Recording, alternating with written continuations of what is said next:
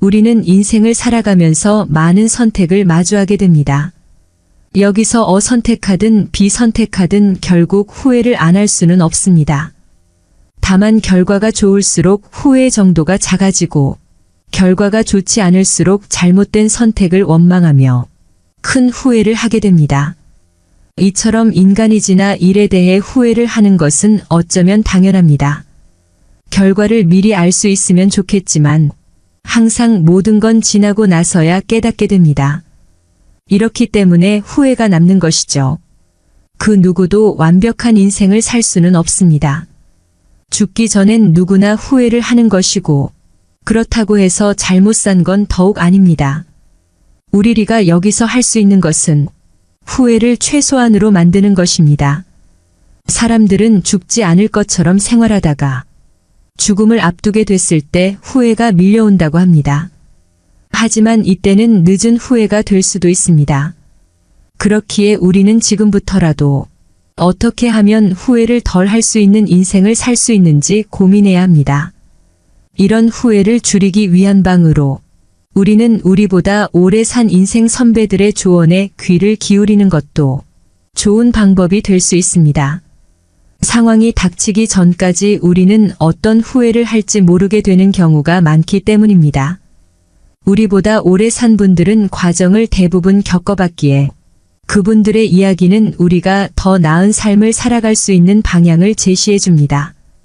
그렇다면 노년의 나이가 된 인생 선배들은 후배들에게 어떤 조언을 해줄까요? 오늘은 나이 들어 모르면 후회하는 두 가지에 대해 알려드리겠습니다. 첫 번째는 너무 일만 하며 사는 것입니다. 앞서도 얘기했듯 대부분의 사람들은 죽지 않을 것처럼 생각해 매일 하던 일만 반복하는 경향이 있습니다. 그렇기 때문에 내가 하고 싶었던 것들이 있어도 나중에 하면 되지라는 생각으로 계속 미루는 것입니다. 그러나 시간은 우리를 기다려주지 않습니다. 미루고 미루다 보면 하고 싶은 것들을 하지 못하게 되는 몸 상태가 되어버릴 수 있습니다. 특히나 돈 타령하느라 죽어라 일만 하다가 죽는 것을 후회하는 분들이 정말 많습니다. 물론 어느 정도 돈을 아끼며 생활하는 것은 좋지만 사치를 하지 않는 선에서 나에게 투자하는 돈은 절대로 아까워해서는 안 됩니다. 하고 싶은 것 원하는 것 조금은 이기적인 삶이 나를 발전시키고 행복하게 해주는 것입니다. 행복한 노년을 보내시는 분들은 가고 싶은 곳이 있으면 가고 먹고 싶은 거 있으면 먹고 하고 싶은 게 생기면 바로 시작합니다. 너무 돈을 하는 마음이 큰 나머지 1,000원만 더 내면 맛있는 것을 먹을 수 있는데 1,000원을 아끼고자 맛있는 음식을 포기하는 분들도 많이 계십니다. 이것이 잘못됐다는 것은 아니지만 그래도 조금은 나 자신을 위해 돈을 쓸 줄 안다면 행복한 삶을 살아가는데 아주 큰 도움을 줄 것입니다. 또한 지금 살고 있는 삶이 내가 원하는 삶인지 남이 원하는 삶인지 파악하는 것도 중요합니다. 이것은 임종을 앞둔 분들이 많이 후회하는 것 중 하나입니다.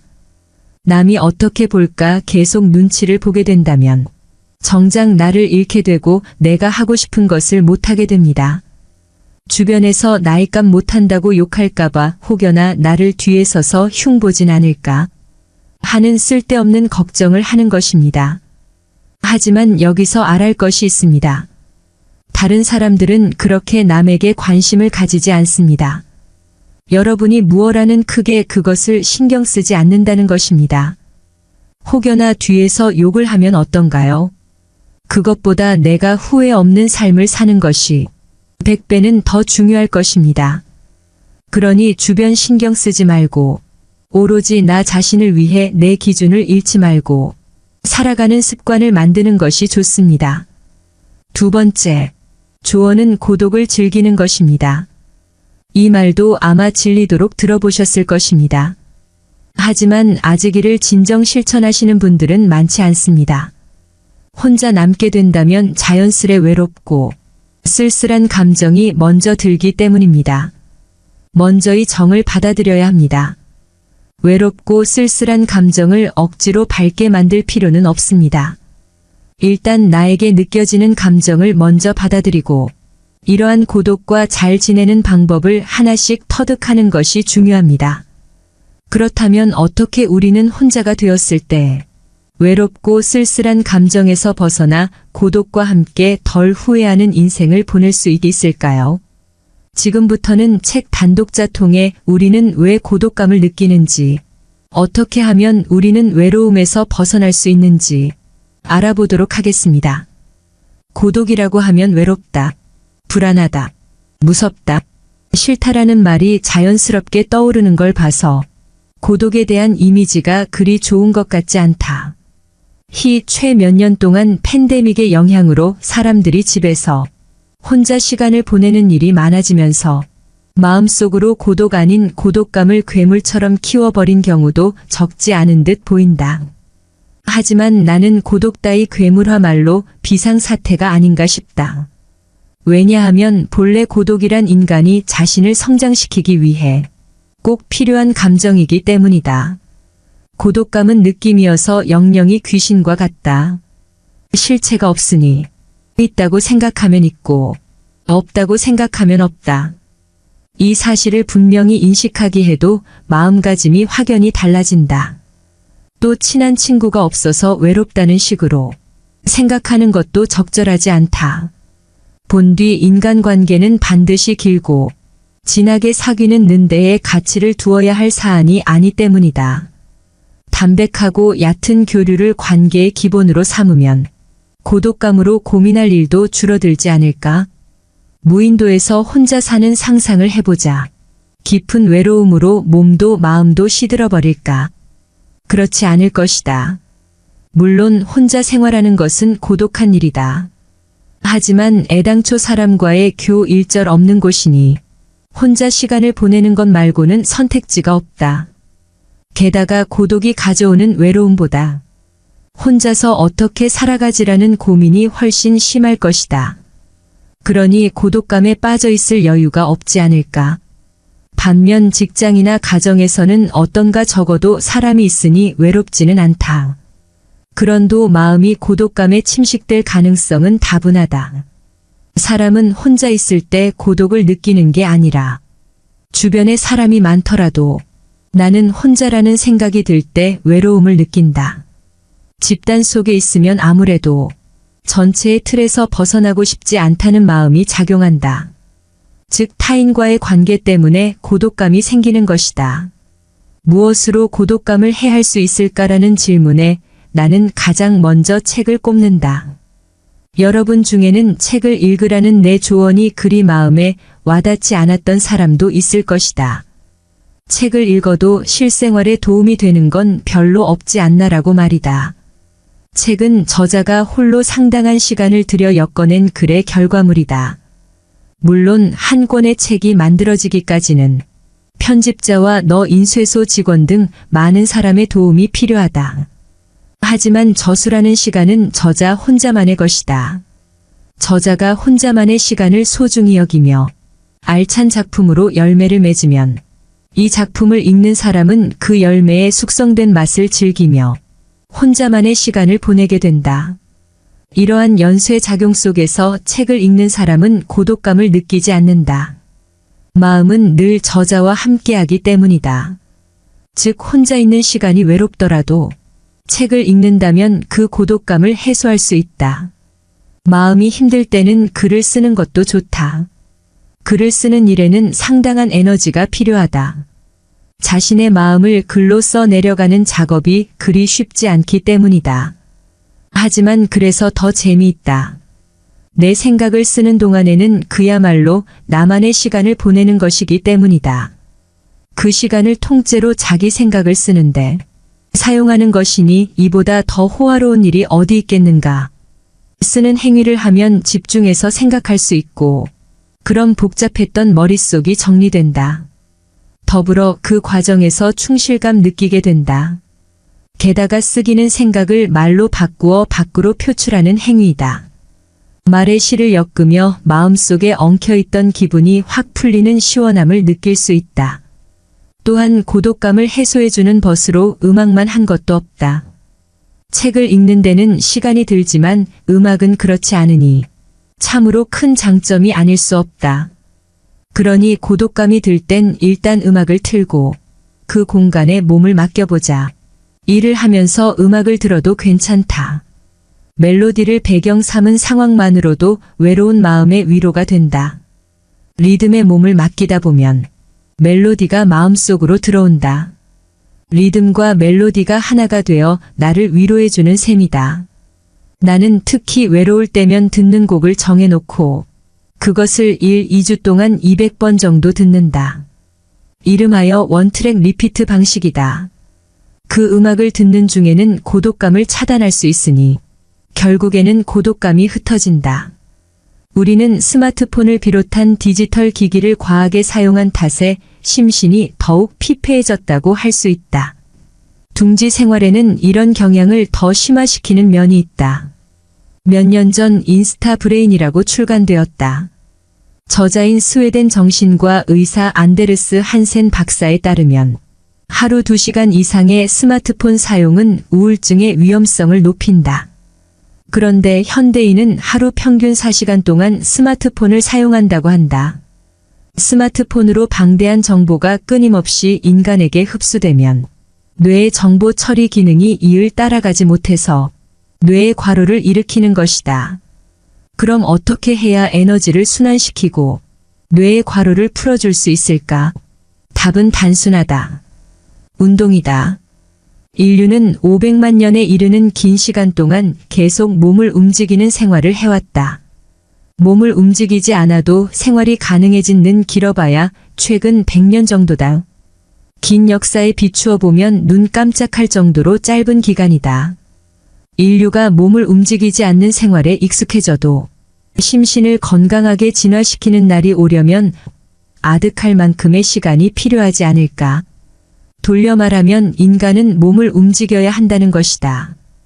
운동하지 않고서는 몸과 마음을 건강하게 지할 수 없다. 몸을 움직이는 가장 손쉬운 방법은 산책이다. 게다가 산책을 하면 사계절의 변화와 풍경 그리고 바람과 공기를 느끼며 거리를 오가는 사람들과 시선을 맞추면서 기분을 전환할 수 있다. 나도 매일 1시간 정도 반려견과 함께 산책한다.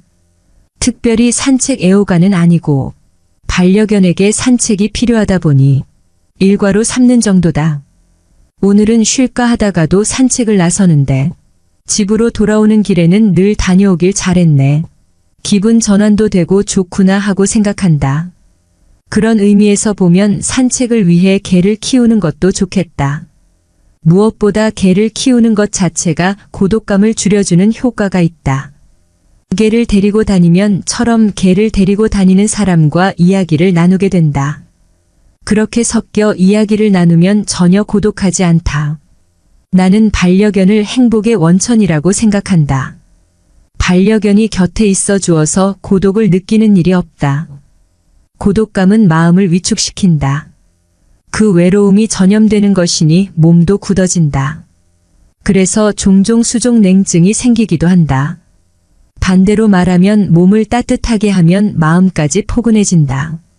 이렇게 하는 방법에는 여러 가지가 있는데 그중 지압이나 마사지가 좋은 처방이 될 것이다. 또 하나 몸을 따뜻하게 한다는 의미에서 목욕이나 사우나를 하는 것도 아주 좋은 힐링법이다. 마음이 외로우면 몸이 외롭고 몸이 외로우면 마음이 외로운 악순환을 한 번은 끊어줘야 한다. 나는 매일 밤 사우나를 하며 몸을 데우는 것은 물론이고 우연히 사우나에서 만난 사람과 가볍게 잡담을 나누면서 자연수의 고독감을 멀리하고 있다. 몸과 마음이 개운해지고 피로가 풀리며 활력도 회복되니 여러분도 꼭 한번 시도해보면 좋겠다가 50번 돌면 우리는 환갑을 맞게 되지만 여전히 인생의 재출발 지점에 선 듯하다.